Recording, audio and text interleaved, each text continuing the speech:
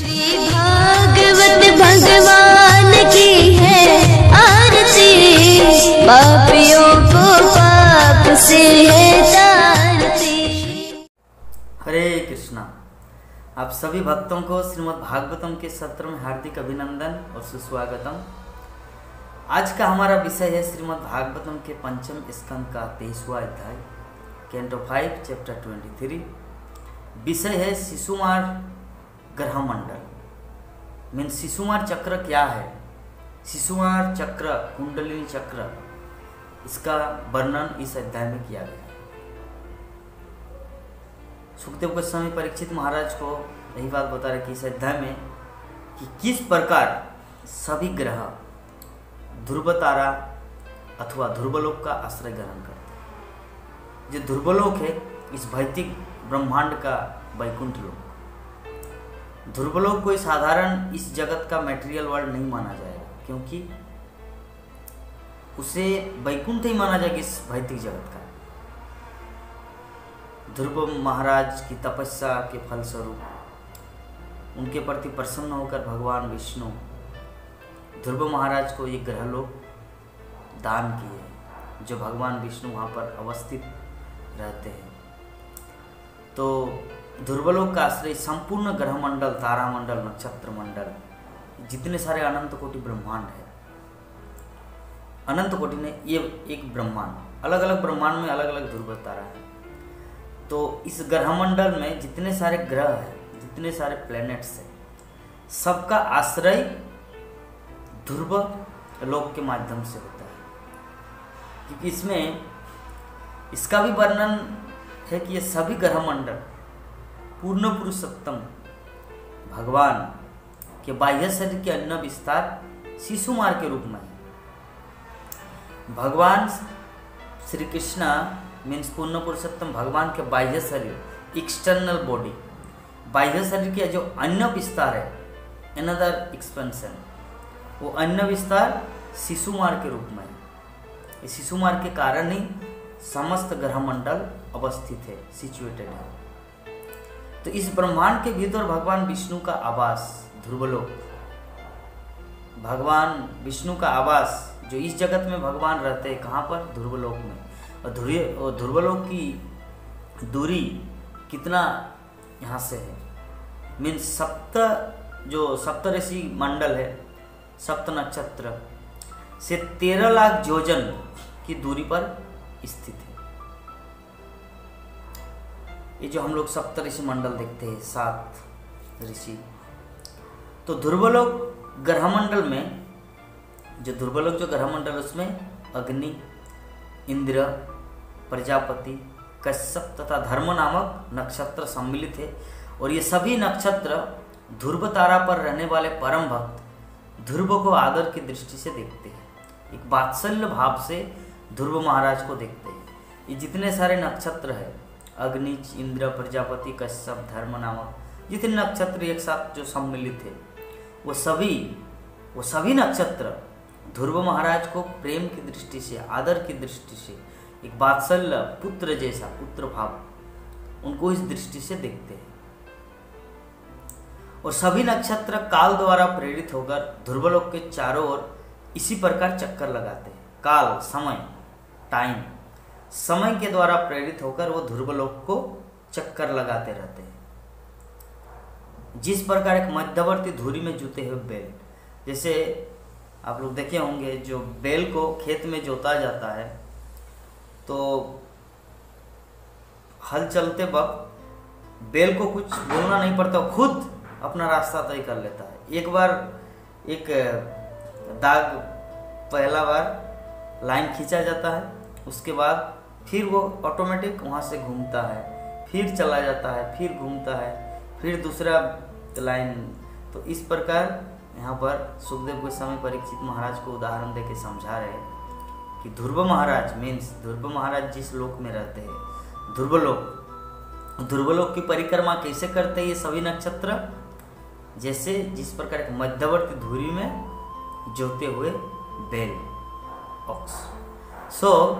तो जो भगवान के विश्वरूप अर्थात विराट पुरुष की आराधना करते हैं, वे समग्र चक्कर लगाते हुए ग्रहमंडल को शिशुमार नामक जंतु मानते हैं।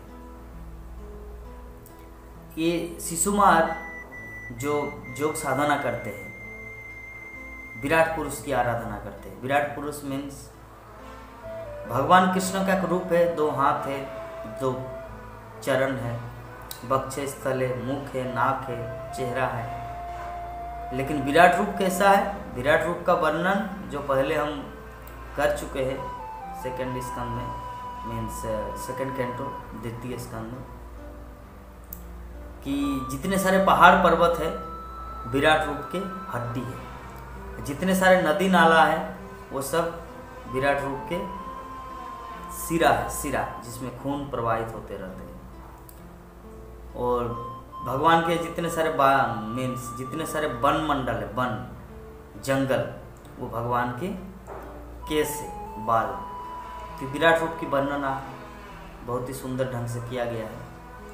तो वही जो विराट रूप की आराधना करते हैं विराट पुरुष की, तो वही समग्र चक्कर लगाते हुए ग्रहमंडल को शिशुमार नामक जंतु मानते हैं। तो ये काल्पनिक शिशुमार ईश्वर का अन्य रूप है। इसका सिर नीचे की ओर है और इसका शरीर कुंडलीबद्ध सर्प की भांति प्रतीत होता है। इसकी पूंछ के सिरे पर ध्रुवलोक, पूंछ के मध्य में प्रजापति, अग्नि, इंद्र तथा धर्म, और पूंछ के ऊपरी भाग में धाता तथा विधाता स्थित है, विधाता ब्रह्मादेव। तो इसके कटी भाग में 7 महर्षि है। ये पूरे ग्रहमंडल की रूपरेखा यहाँ पे वर्णित किया गया है। इसकी कटी मीन्स स्टोमच। तो इसके कटी में 7 महर्षि है। शिशुमार का पूरा शरीर दाई और ये नक्षत्रों की कुंडली के समान है। इस कुंडली के दाईं ओर अभिजीत से लेकर पुनर्वसु पर्यंत 14 प्रमुख नक्षत्र है। जो हम लोग देखते हैं अपनी आंखों से, जो तारा, वो तारा नहीं, एक नक्षत्र है। बहुत बड़े बड़े नक्षत्र जो पृथ्वी से 1000 गुना लाखों गुना बड़ा है। तो अभिजीत जो नक्षत्र, अभिजीत, पुनर्वसु, उत्तराषाढ़ा, पूर्वाषाढ़ा, जब हम लोग राशि विचार देखने जाते हैं ज्योतिष के पास, तब ये सबका ज्ञान होता है, तब ये सबका पता चलता है कि ये नक्षत्र है क्या। ये नक्षत्र के प्रभाव से कोई व्यक्ति अमंगल का शिकार होता है, कोई मंगलमय जीवन बिताता है, कोई दुखी होता है, कोई सुखी होता है। ये नक्षत्रों का विभिन्न प्रकार से प्रभाव के कारण ही व्यक्ति सुख दुख इस जगत में भोगते हैं। तो यहाँ पर अभिजीत नामक जो नक्षत्र है, तो कुंडली के जो दाई हैं राइट साइड में, तो राइट साइड में अभिजीत से लेकर पुनर्वसु तक 14 प्रमुख नक्षत्र है, 14।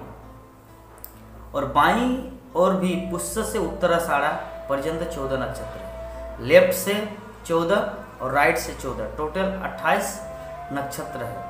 और पुनर्वसु तथा पुष्य नक्षत्र शिशुमार के दाहिने तथा बाएं कूले पर और आद्रा तथा अलशेषा नामक दाहिने तथा बाएं पैरों पर अवस्थित है। तो वैदिक ज्योतिर्विदों के अनुसार, देखिए यहाँ पर वही बात आ रहा है, वैदिक ज्योतिर्विद, ज्योतिर्विदों मीन्स ज्योतिष की गणनाओं के अनुसार अन्य नक्षत्र भी शिशुमार चक्र की विभिन्न दिशाओं में अवस्थित है। ये पूरे ब्रह्मांड में जितने सारे ग्रहमंडल स्थित है, वो सबका मूल स्थान या सब चुंबक की तरह खींचा हुआ या खींच के रखे हैं ये शिशुमार चक्र। शिशुमार चक्र सबको कंट्रोल में रखे। तो जोगी जन, जो जोगी होते हैं, जो अपने अंतर्मन में परमात्मा भगवान कृष्ण की आराधना करते हैं, जोगी जन ध्यान अवस्थित होने के लिए शिशुमार की आराधना करते हैं। और इसी को कुंडलिनी चक्र भी कहा जाता है। हमारे शरीर में, हमारे बॉडी में, हमारा शरीर भी एक ब्रह्मांड है, तो उसमें जो कुंडलिनी है, जो कुंडलिनी चक्र, अलग अलग चक्र है, हमारे पीठ से यहाँ तक ब्रह्मरंध्र तक जितने सारे चक्र है, अलग अलग चक्र, तो कुंडलिनी चक्र जो है वो प्रमुख है। और कुंडली जोगी जन ध्यान करते हैं, वो समाधि स्थिति को प्राप्त होते हैं इसको ध्यान करने के माध्यम से। तो अभी हम लोग को विषय वस्तु ये समझना है कि ये जो ध्यान की प्रक्रिया, ये जो ध्यान की व्याख्या इस अध्याय में किया गया है या ग्रंथों में किया गया है, लेकिन ग्रंथों का सार क्या है, समस्त वेदों का सार क्या है? वेदेश्च सर्वेर अहम वेद। भगवान श्री कृष्ण भगवद गीता में बोलते हैं कि समस्त वेदों के द्वारा एकमात्र मुझे जानने योग्य है। वेदेश्च सर्वेर अहम एवं वेद, मुझे ही जानने के लिए ये वेद है। तो भगवान को कैसे जाना जा सकता है? मनुष्यानाम सहस्रेषु कश्चित् यतते सिद्ध है कि हजारों मनुष्य में से कोई एक भगवान को समझ पाता है। और जततामपि सिद्धानाम कश्चिन् मं व्यक्ति तत्तत्, उनमें से एक सिद्धों में से भी कोई एक भगवान को जान पाता है। तो भगवान को जानने के लिए और क्या उपाय है कि तद्विद्धि प्रणिपातेन परिप्रश्नेन सेवया उपदेक्ष्यन्ते ते ज्ञानम गानेन तत्त्वदर्शिनः। मीन्स भगवान को जानने के लिए तद्विद्धि प्रणिपातेन, गुरु के पास जाना है, परिप्रश्नेन सेवया, उसके जिज्ञासा करना। उनको क्या जिज्ञासा? सेवा भाव से। परिप्रश्नेन सेवया, विदिंग सर्विस, सेवा करके। उपदेक्ष्यन्ति ते ज्ञानम, उसके पास ज्ञान है तो वो तुम्हें वो दिखा सकते हैं। ज्ञानिनः तत्त्वदर्शिनः, तत्त्वदर्शी है, वो सत्य को दर्शन किया है, और सत्य भगवान राधा माधव को दर्शन करा सकते हैं। तो इसीलिए गुरु ग्रहण करना पड़ता है, क्योंकि जब तक गुरु ग्रहण नहीं किया जाता तब तक दिव्य ज्ञान हृदय में प्रकाशित होता नहीं। तो ये है उपाय। तो ध्यान करना, भगवान को जानना, अल्टीमेटली सब कुछ गुरु के हाथों में है और गुरु ग्रहण करना है। और हरे कृष्ण महामंत्र, गुरुदेव क्या बोलते हैं अभी वर्तमान कलयुग में? सच्चा गुरु सदगुरु।